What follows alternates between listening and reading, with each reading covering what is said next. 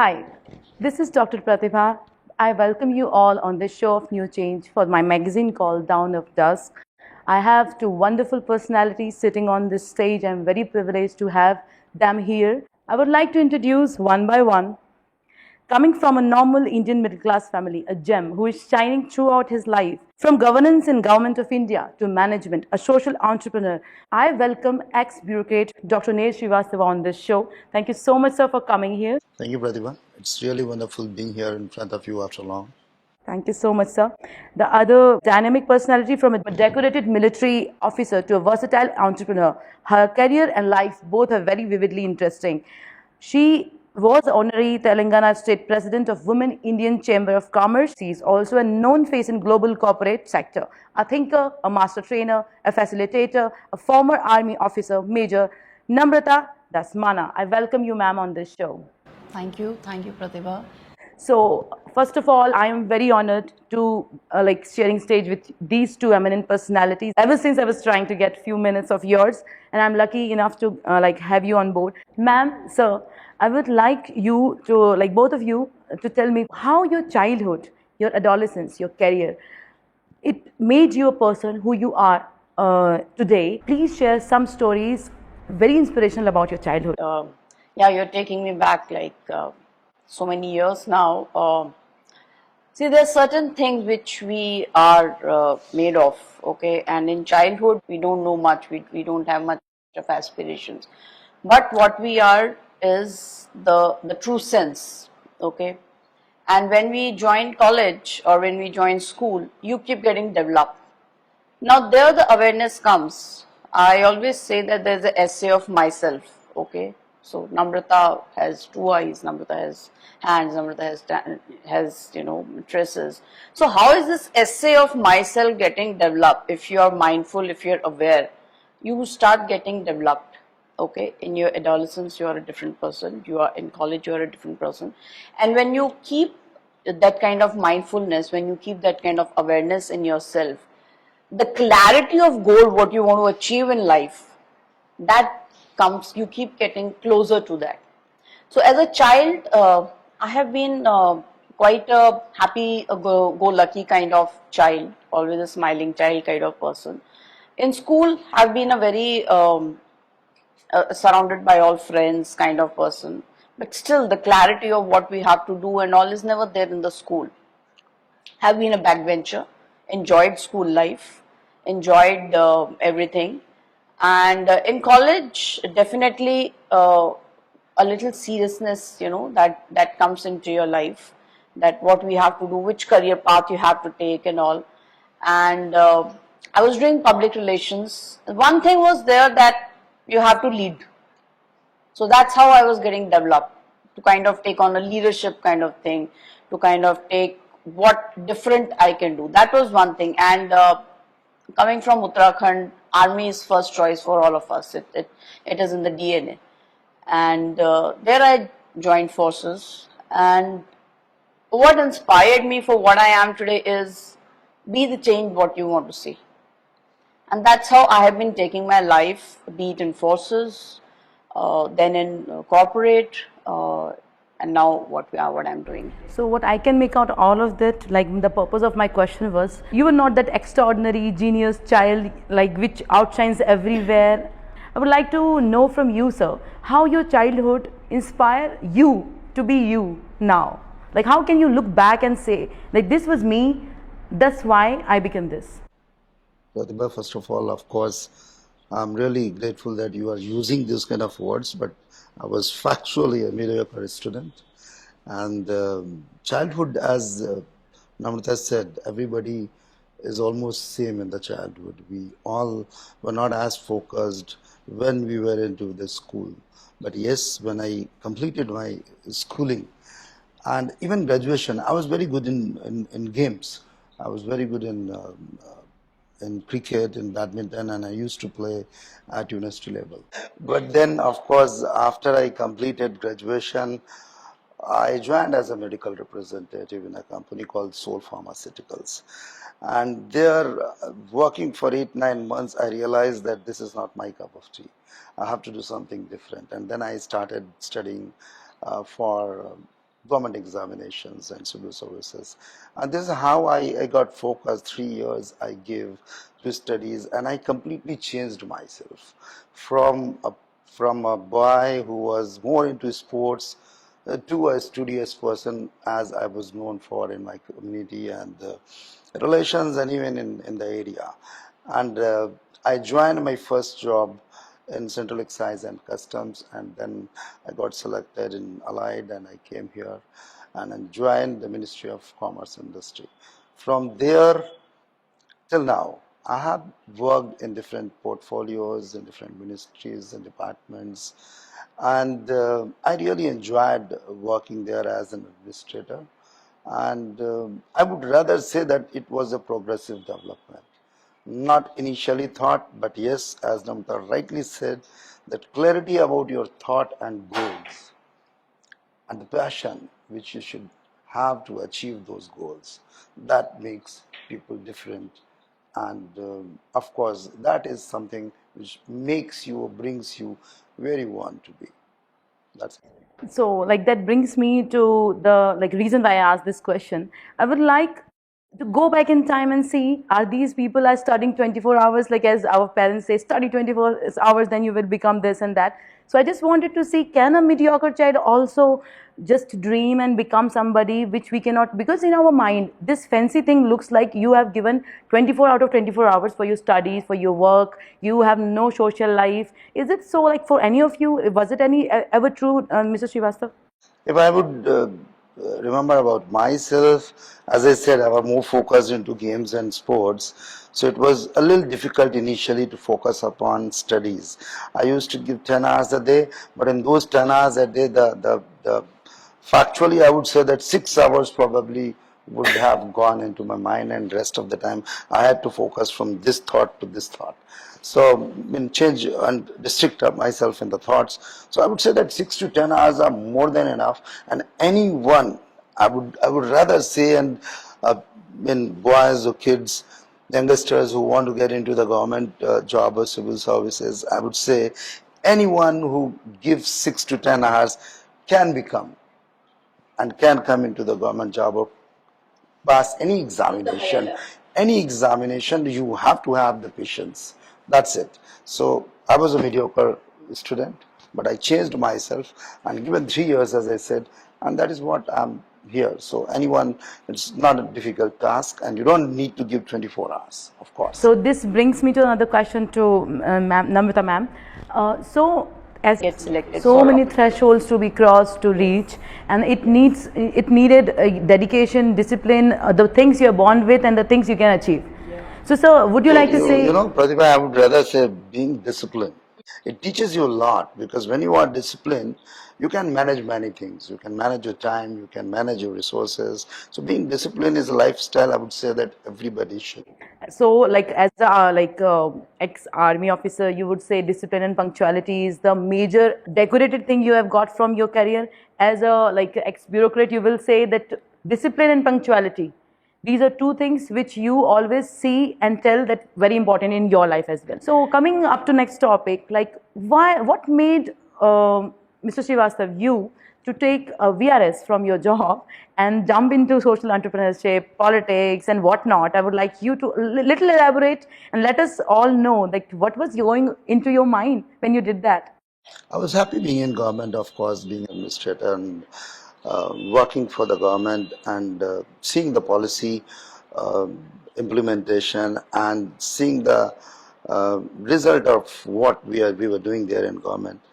But at the same time, in 2016, I, along with some of my colleague officers, in fact, formed a society called Civil Services Officers Society, and CSSOS, and we started it with the, in fact, service issues of civil services and secretariat officers.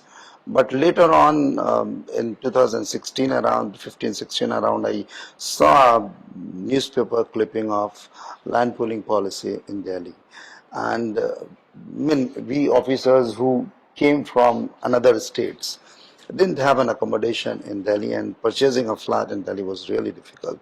So because of course, the cost was so high, so we got settled ourselves in NCR areas. We thought, why not make a society of ourselves, because I wanted to save, in fact, fellow officers from the clutches of the builders who have looted money and got bankrupt, and everyone's money is stuck. So this is what the idea was, and it, alongside the job, in fact, I ran that, but in 2020, because of the mounting pressure of fellow officers, the members, administratively, legally, socially, in fact, I felt forced to take retirement because I wanted to serve the humanity and, of course, To devote more time for CSSOS. This is the reason. VRS.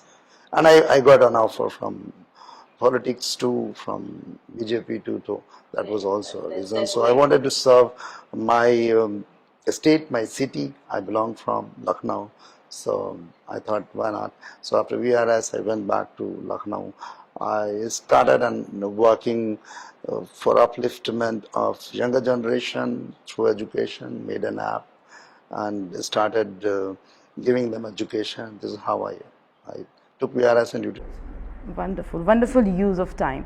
Ma'am, I would like to know, after like your tenure with Army, why you chose to come into management, why you become a thinker, a person who is a guide, who is a teller, like when you have to how her views match you or like have any intersection. Well, I feel we do have a lot of similarities, not just in terms of the goal which she talked about, from even the studies, because she said she has done something in strategic management, and I also said that I was being in government, I have studied more than when I was a student. I have done an MBA in finance. After that, I've done doctorate in strategic management.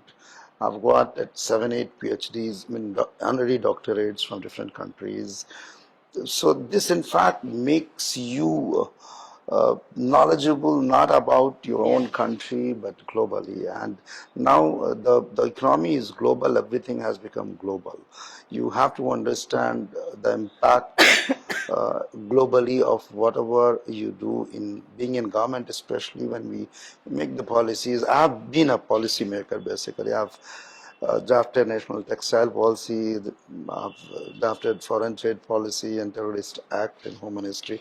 So these kind of things, when you make, you have to think from their perspective, because there are different stakeholders. You have to keep an eye on everyone, that not even a single stakeholder or community should have any problem from any policy.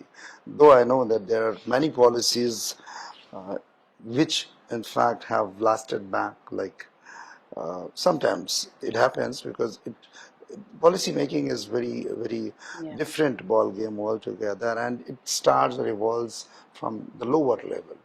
If something goes wrong and the officer who is drafting it, he could not in fact have an eye of what public requires, sometimes it becomes a disaster. As I said, the national agricultural policy which came, but at the same time education policy you were referring before we started this communication, is a wonderful thing, because education policy has to be changed, had to be changed in India. It took so many years to change the education policy, but the policy which has now come up is something which relates to the global level. And this is very important to understand and evaluate the policies or any decision making in terms of international scenario. Education and knowledge always, in fact, widens your horizon. Yeah. And you understand things in a better perspective. Education is never wasted. Though I have been very bad, of course, I would say that I don't have the habit of even. And all the kind of capability with us. Very well articulated, ma'am. So, how would you say that CSOS, how it is impactful for Indian society, and what kind of vision you have for future? In fact, when I started, I said I started it for the fellow officers, but yes, with the or under the able leadership of Honorable Prime Minister Mr. Modi, who in fact, and I have worked with Amit Shahji also because I have been into home ministry more. So under their able leadership, in fact, India is moving ahead and reaching globally. Even other countries are reaching now India. It's a different change and very pleasant change, in fact. And so my idea, in fact, matches with Modi Saab's vision to provide housing to all, because it is his dream to provide housing, affordable housing to all. So we started with the fellow officers, but we have made it available for the general public, and I'm reaching to now another cities also. I'm planning, because I've taken VRS, I'm now planning to reach to different cities to provide accommodation for the government officers, subordinates, and general public as well. Alongside the housing, in fact, I'm also planning to enter into education, because as you said, that new education policy is really wonderful, but at the same time, uh, the thought and the persons who really live that dream have to come into this sector.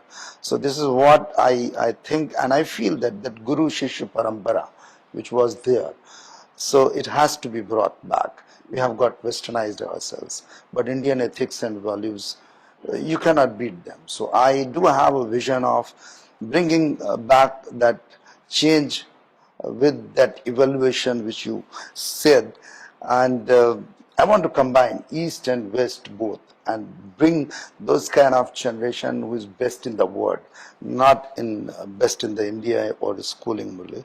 So this is second thing, and third, I want to provide, in fact, health segment. In the health segment also, I want to do something, because we do have five-star hospitals or government hospitals. There's nothing in between. So I want to provide even this health sector the kind of services or the facilities which are there at a cheaper rates as compared to what we are getting these days. I have seen, in fact, many a times big hospitals, even the villagers, they do go there and they sell their land and everything to get treated themselves. So this is another segment I want to enter into. And fourth and last would be the hospitality also, because recreational is very important in the uh, world. In fact, as per UN index, in happiness index, India is 144th. So that is also required these days. We all live in a different atmosphere and a different mindset. Indians are probably more tensed and stressed in any, as compared to any person in the world. So I want that kind of, though the COVID has, she said, COVID has changed the mindset. People have started understanding that life is not about keeping yourself busy and keeping yourself inside home. Go enjoy, be happy also. So this is what CSSOS, as CSSOS president, I'm planning to do, and move ahead alongside the goal of country, prime minister, and of course the honorable home ministry. Life is more about finding the purpose, Pratibha. And that's where the questions have started coming in the people's mind, that even if they're getting, crores, these corporate people, but still they're not happy. They're getting their salary sitting at home, but still they were not happy. And that's where even I have written about this happiness index. That was my second write in Hums India, that the happiness index of even of United States of America is somewhere not figuring close to countries like Sweden, Netherlands, Denmark, which are having that kind of happiness index. So uh, finding the true purpose in life is very important, and that's where one, when able to identify the happiness, starts growing. And that's where my coaching sessions which I do, which are close to talents, trends, and emotions, comes into play, where they understand their core values. They are able to understand what are these people here for. If my core value is this, then what is the best profession that I can do, which will make that kind of impact, which will make them happy.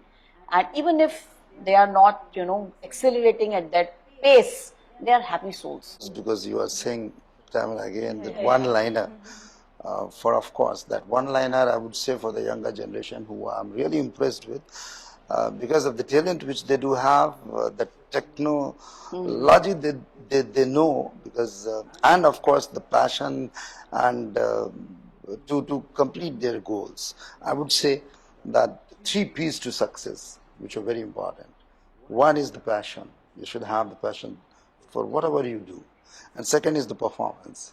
If you have passion but you do not perform, then you can't get the success. So you have passion, you have performance. But third thing is most important, all of three, that is patience. Yeah. I thought that is Pratibha. So so passion, performance, and patience are the three keys to success. So if you do anything, like you said in the beginning, even if a mediocre person who wants to come into or do anything for that matter in life, if you do have that passion to chase your dreams, performance to get those implemented, and have patience to learn by your own mistakes, and then you see the result, you would get nothing but the success. Very well said, sir. So I would like to mention and tell the fact why I asked this question about new education policy, because the people who are children now who are going to take this education will be tomorrow's adolescent kids, then the workforce, and then the retiring people, which will be a society itself. We were living in a education setup of being told what to do with a like constructive mindset, not open thinking. We were not allowed to think openly. We have to complete this curriculum anyhow, even though if we are not liking it, we want to switch it. We had no choice. But now it is very open, and now it is I guess so many horizons we can look together parallel without wasting our time. So as sir said, like happiness index, it should also come into the sight of everybody, that not only education, you should know what is your happiness is. Why, if you're not happy, there is no reason of doing anything.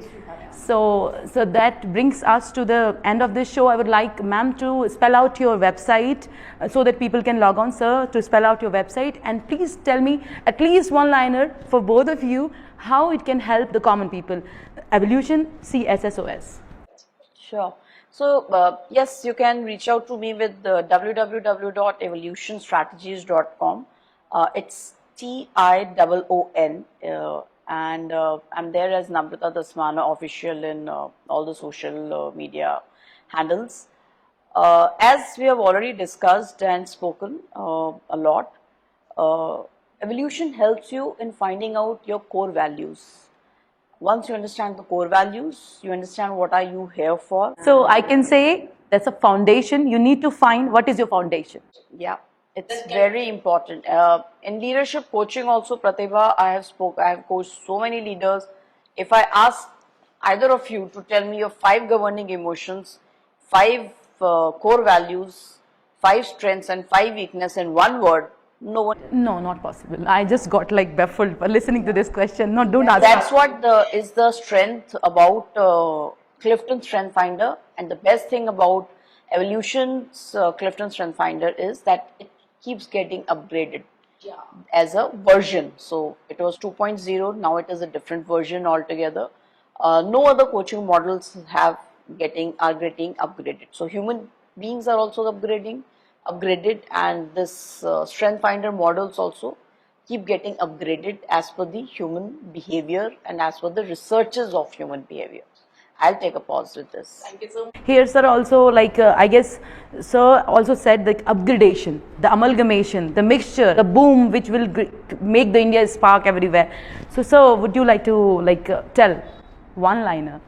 In any terms, you have to learn management and administration. And if I say that 3 most important things of management are the man management or human resource management, then the time management, and third thing is the resource management. So if you learn these 3 things and you amalgamate it, mix it with the 3 P's which I told, you are bound to get the success again. So 3 things in life: passion, performance, and patience. And management of three aspects in life is man, then time and resource, and you are there. Systematic approach of reaching what you want. You have to know like what flight you're taking and where you're flying, otherwise you'll land somewhere else. You have to know where you're going. Before that, you asked for the website. I would not say that you go and to my website, just Google me out, Dr. Neh Srivastav or CSSOS, you'll find everything about me. Wonderful, wonderful. So, by the wrap of this show, I would like to present a small token of love from my side to Dr. Srivastav and ma'am. So, this one from me, for you. This is my masterpiece. It's a wonderful Please creation. give her a place. Of course. This one is for you, ma'am. She says like she took all the color from the nature onto her. Thank you so much. Thank you so much for coming. Everyone, please check out our magazine when it comes in the end of this month. Thank you so much.